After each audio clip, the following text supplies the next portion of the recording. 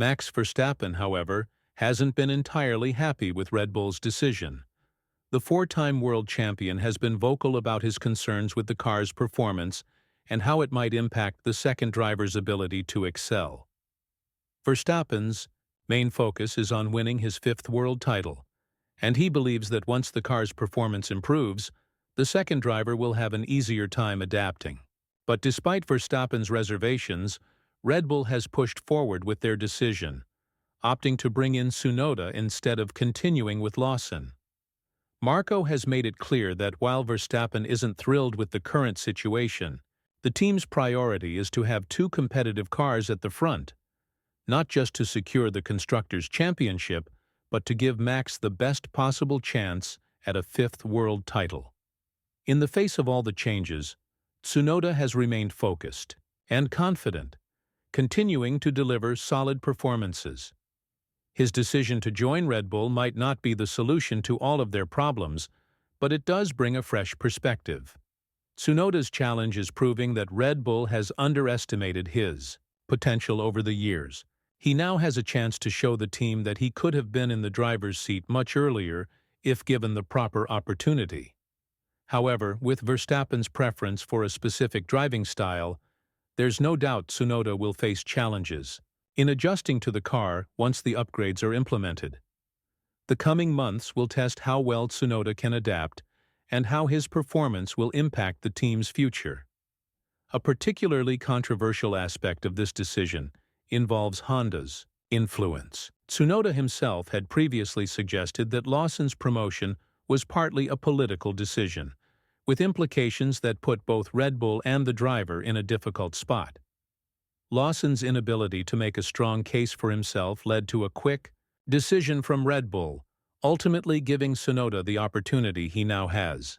This entire situation has raised questions about whether Honda had a hand in Tsunoda's elevation to Red Bull, considering the ties between the Japanese automaker and the team. As it stands, Tsunoda is now tasked with proving that a driver can indeed make a difference, and that the blame for Red Bull's past struggles shouldn't fall solely on the car's design. It's a huge responsibility, and Tsunoda knows that he'll be under a microscope from the moment he steps into the RB21. But if there's one thing that's certain, it's that this season will be pivotal for him and for Red Bull's future. The path ahead for Red Bull is filled with uncertainty, and Tsunoda has been placed in a crucial role as the team looks to make progress. The team is focused on understanding the fundamentals of their car and implementing the necessary upgrades to make the RB21 more manageable.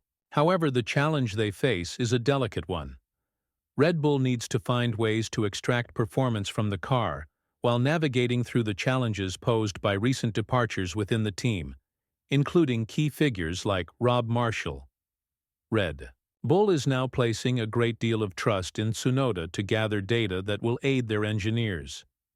As the future of Max Verstappen remains uncertain, Tsunoda's role could be more pivotal than anyone originally anticipated. With an exit clause in Verstappen's contract, the summer break will likely be the turning point for both the driver and the team. Whether Red Bull can fix their issues and keep their star driver, or if Tsunoda will rise to the occasion and secure his place at the front, will be the storyline to watch. Tsunoda's time at Red Bull could redefine his career, but the road to success is anything but clear. As the season progresses, all eyes will be on him, not just to prove himself, but to help Red Bull find the competitive edge they need. Will he be the driver to bring stability, or will the pressure be too much to handle? Only time will tell. Lewis Hamilton's transition to Ferrari has certainly been nothing short of a roller coaster ride. The seven-time world champion has hit back at critics who question his ability to adjust to a new team after spending 12 years with Mercedes. With the 2025 season looming large for Ferrari, there's a question on everyone's mind. Can Hamilton deliver the goods? More importantly, can he rise above the challenges, especially the constant pressure? Hamilton's time at Ferrari has definitely had its rough patches. The most notable moment came when he secured a pole position and won a sprint race in Shanghai. But the fact that the car's performance changed so drastically in such a short period of time raised a few eyebrows. It left many wondering whether the team had learned anything from the sprint race, or if the drivers were just struggling to adapt to the changes. One thing is clear: the spotlight is firmly on Hamilton. Whether it's fair or not, his immense popularity means that expectations are sky high from the very first race. Even though both Hamilton and team principal Fred Vasseur warned that it would take time for Lewis to get used to the car's behavior, it seems like the critics couldn't wait to jump in. After just 2 races with Ferrari, Hamilton found himself dealing with a wave of negativity. When asked about those who doubted his ability to perform with Ferrari, Hamilton shared his frustration. He pointed out the toxic nature of modern-day criticism, saying, "It's just the times we live in. People love to be negative, even about the smallest things. I see certain people I've looked up to, just making wild, uneducated guesses about what's happening." The situation surrounding Hamilton's move to Ferrari has been met with mixed reactions, particularly in his home country, Great Britain. While many fans understand the difficulties Hamilton faced at Mercedes in recent years, there's also a sense that his decision to join Ferrari has been seen as a betrayal by some. This has been tough for Hamilton and his loyal supporters to swallow, especially since he felt that Mercedes didn't listen to his needs when it mattered most. Now, as he seeks success with a new team, he's being painted in a much harsher light. But regardless of the outside noise, the show must go on, and Hamilton's new chapter is now firmly underway at Ferrari. Despite the rocky start, there's no denying that Hamilton has made significant progress with the team. Expectations were that there would be a noticeable gap between him and teammate Charles Leclerc in the early races, but so far, the gap seems smaller than anticipated. In both single-lap performance and race simulations, Hamilton is proving that he's not far behind Leclerc. In Shanghai, Hamilton had to sacrifice his position for the sake of team strategy, but the media portrayed it as him being ordered to let Leclerc pass, which led to some negative coverage. But, as always, it seems Hamilton is at the center of the storm, even when he's simply playing the team game.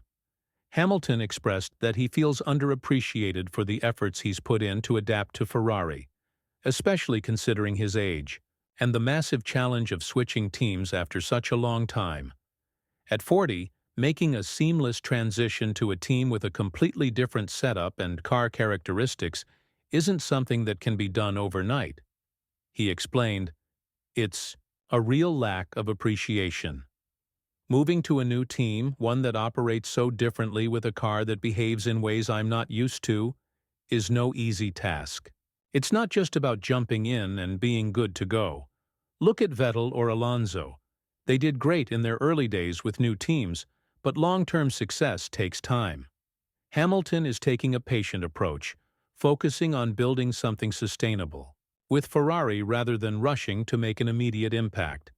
However, he knows all too well that Ferrari fans expect nothing less than a championship, both drivers' and constructors' titles. After 2 races, it might seem like a distant goal, but the season is long, and Ferrari has many upgrades planned that could make the SF25 much more competitive as the season progresses.